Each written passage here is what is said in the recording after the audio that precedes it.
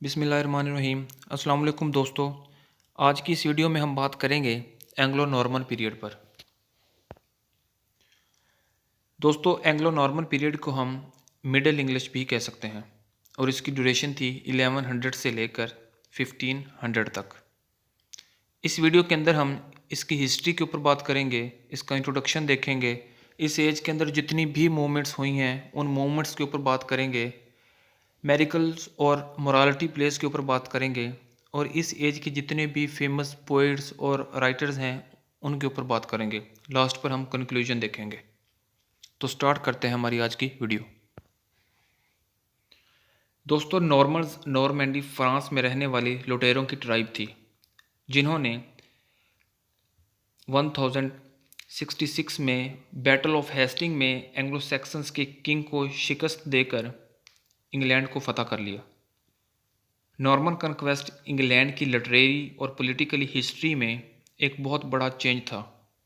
अब इस वक्त इंग्लैंड में एंग्लो सैक्सन्स के ऑथर्स अपने किंग्स की तरह बिल्कुल गायब हो गए थे और अब जो लिटरेचर लिखा और सुना जा रहा था वो बिल्कुल उस वक्त के हुक्मरानों के ज़ौक़ के मुताबिक था।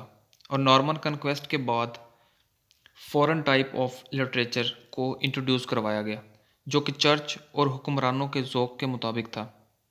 अब यहाँ पर सारे के सारे लोग फ्रेंच मैनर के मुताबिक अपनी ज़िंदगी गुजारने लगे। दोस्तों, इस बात में कोई शक नहीं कि नॉर्मन कन्क्वेस्ट से पहले पूरे यूरोप पर एंग्लो सैक्सन्स के लिटरेचर का ही राज था। लेकिन हम इस बात को भी रद्द नहीं कर सकते कि जैसे ही नॉर्मन्स इंग्लैंड में आए तो इन्होंने वहाँ के लोगों को एक नई सोच दे दी। लोगों के सोचने के तरीके बदल गए। सारी की सारी कौम एक ही नुक्ता नज़र पर इकट्ठी हो गई। सारे के सारे लोग अपने बेहतरीन फ्यूचर की विजन से बहुत ज़्यादा इंस्पायर हुए। अब ये इन लोगों का पहला कदम था जो कि बाद में एक कौम का नज़रिया बन गया। दोस्तों, नॉर्मन्स अपने साथ सिर्फ अपनी आर्मी ही लेकर नहीं आए थे बल्कि वो अपने साथ आर्ट ट्रेडर्स के साथ साथ वो अपने स्कॉलर्स भी लेकर आए थे जिनके पास इनके लिखे हुए बहुत ज़्यादा ग्रेट वर्क भी थे, जैसे कि उनके क्रॉनिकल्स। दोस्तों, एंग्लो सैक्सन्स और एंग्लो नॉर्मन्स एज में सबसे जो बड़ा डिफरेंस कंसीडर किया जाता है वो है old English poetry. Anglo Normans के पास बियोवोल्फ और फॉल ऑफ एंजल्स जैसे कोई बड़े बड़े मास्टरपीस वर्क नहीं थे और इसके अलावा रिलीजियस पोइट्री भी साइनवुल्फ के बाद ख़त्म हो गई थी। इसके बाद पोइट्री की फॉर्म ऑफ लैंग्वेज में भी तब्दीली आ गई थी जिससे हम कह सकते हैं कि इन दोनों एजेस की पोइट्री एक दूसरे से बिल्कुल मुख्तलिफ है। इसके बाद हम बात करते हैं रोमांसेस की। दोस्तों, लिटरेचर की एक बहुत ही मकबूल तरीन टाइप है द रोमांसेस जो कि मिडिल इंग्लिश पीरियड में बहुत ज़्यादा फेमस हो गई थी। मिडिल एज में रोमांसेस के अलावा किसी और लिटरेचर की टर्म या टाइप में कोई प्रोडक्शन नहीं हुई थी। अब इस पीरियड में पोइट्री के बजाय स्टोरीज़ को ज़्यादा मकबूलियत मिलना शुरू हो गई थी। लोगों के मामलाती ज़िंदगी को पोइट्री के बजाय ड्रामा की फॉर्म में दिखाया जाने लगा जिसकी वजह से ज़्यादातर लोग स्टोरीज़ की तरफ तवज्जो देने लगे। दोस्तों, रोमांसेस को पजीराई मिलने में लैटिन और फ्रेंच का बड़ा हाथ है क्योंकि मिडल एज के जितने भी राइटर्स थे वो ज़्यादातर लैटिन और फ्रेंच राइटर्स को कॉपी किया करते थे और वो अपने वर्क्स में किंग आर्थर और वॉर ऑफ ट्रॉय की स्टोरीज़ को भी डिस्कस करते होते थे। दोस्तों, जैसे हम पीछे बात कर चुके हैं कि इस एज में लोगों में स्टोरीज़ ज़्यादा मकबूल हो गई थी, तो इस वक्त इस एज में ड्रामा की दो नई फॉर्म सामने आती हैं जो कि इस एज में काफ़ी मशहूर हो गई थी, जो कि द मेरिकल्स और मोरालिटी प्लेस थे। मिडिल इंग्लिश पीरियड में मेरिकल्स प्लेस बहुत ज़्यादा मशहूर हो गए थे जिनमें बाइबल की स्टोरीज़ को डेवलपमेंट और उनकी ग्रोथ होना शुरू हो गई थी। दोस्तों, मेरिकल्स प्ले में इंसान की हिस्ट्री, इसकी पैदाइश से लेकर इसके अख्ताम पर और किस तरह से इंसान को जन्नत से निकाला गया, इस पर बहस की जाती है। दोस्तों, मेरिकल्स प्लेस 1100 से लेकर 1603 तक पूरे इंग्लैंड में फले फूले।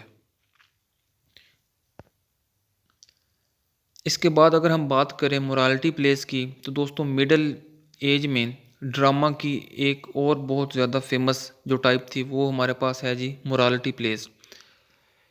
इन प्लेस के थीम थे struggle between the power of good and evil के गिर्द घूमती है।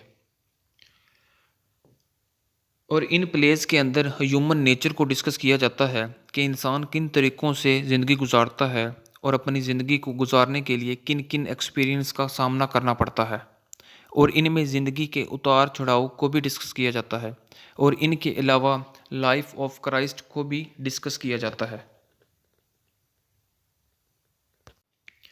दोस्तों विलियम लैंगलैंड का शुमार मिडल एज के बेहतरीन पोइट्स में से होता है, और इनकी poem the vision of Piers the ploughman English literature में अपना ही एक मुकाम रखती है। इस पोइम को इंग्लिश लिटरेचर का एक क्लासिकल वर्क माना जाता है।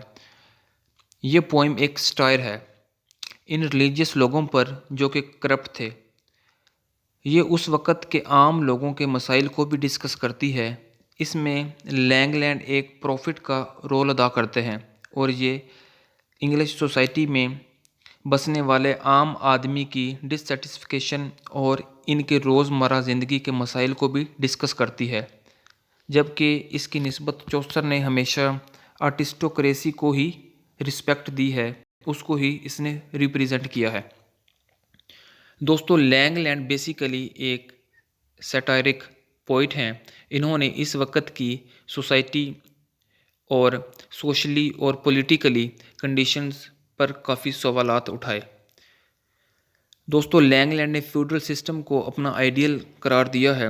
इनकी ख्वाहिश थी कि एक सोसाइटी के अंदर सब लोगों को उनके बराबर के हकूक़ मिलने चाहिए।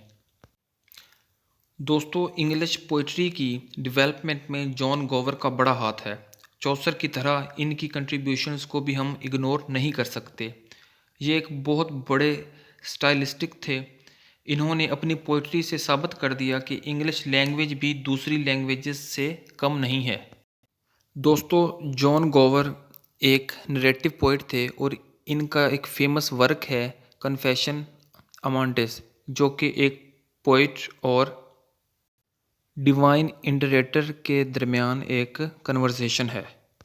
दोस्तों इसके बाद हम इस एज के सबसे बड़े लिटरेरी फिगर की बात करते हैं, जिनका नाम है जेफरी चौसर, जो कि एक सरकास्टिक पोइट थे, जिनको जॉन ड्राइडन ने फादर ऑफ इंग्लिश लैंग्वेज कहा है, और ये इंग्लिश पोइट्री के फादर कंसीडर होते हैं और इंग्लिश नावल के ग्रैंडफादर। दोस्तों चौसर जो वर्ड है ये फ्रेंच लैंग्वेज का वर्ड है, और चौसर के 4 बेटे थे, और इनको इंग्लिश का होमर भी कहा जाता है। और दोस्तों चौसर को 4 लैंग्वेजेस यानी कि 4 ज़ुबानें इनको आती थीं बिल्कुल फ्लुएंटली। दोस्तों चौसर एक सिविल सर्वेंट भी थे, और ये 1363 में मेंबर ऑफ पार्लियामेंट भी बने, और इनको मॉर्निंग स्टार ऑफ रेनाइसेंस और मॉर्निंग स्टार ऑफ सॉन्ग्स भी कहा जाता है। और इन्होंने अपनी ज़िंदगी में एडवर्ड III, रिचर्ड सेकंड और हेनरी IV की हुकूमत के ज़ेर असर काम किया। तो दोस्तों आज की वीडियो में बस इतना ही। आई होप कि आपको यहाँ तक समझ लग गई होगी। अब हमारी मुलाकात होगी हमारी अगली वीडियो में, तब तक के लिए अल्लाह हाफिज़।